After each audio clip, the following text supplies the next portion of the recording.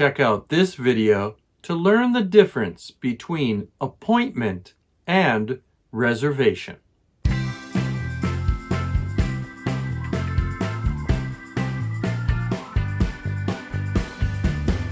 Hi everyone, I'm Steve, and this is Single Step English.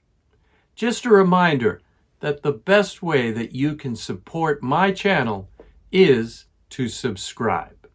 Click the bell button below. And also, when you watch one of my videos, click the like button and share it with your friends.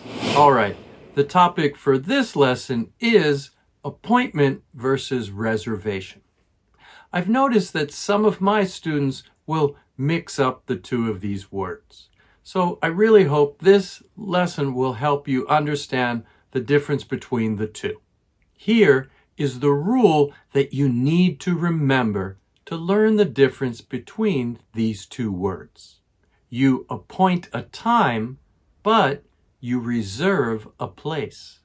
I like to abbreviate this, make it shorter for my students. So, appoint a time is A plus T. A for appoint, T for time. A-T, at. Okay? And then reserve a place would be R for reserve and P for place. RP. And I always remember that restaurant needs a reservation. So that would be reserve a place, restaurant, place. RP. It's a really simple rule. AT, appoint time. RP, reserve a place. When we talk about medical treatment, we always use the word appointment. It's because we're arranging a time to meet with a medical professional. For example, a doctor, a dentist. So you could say, I will make an appointment with a doctor.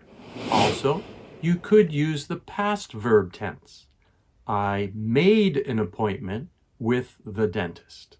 In both of these cases, we have arranged for a specific time. So maybe your doctor's appointment is at 10 a.m. It has a set time. That is why we use the word appointment. For a hair salon, we make an appointment. You call up and you make an appointment. If you would like to practice some role play activities for making an appointment, please check out this video here. For a reservation, you make a reservation at a restaurant. You want to go to that place to sit down and eat. So you make a reservation. For a hotel, you are going to this place to stay overnight. So you make a reservation at a hotel. Do you want to go on a trip? Well, you need to make a reservation. When we want to travel overseas, you need to buy an airplane ticket. You make a reservation. Again, you will go to a new place. That is why you make a reservation.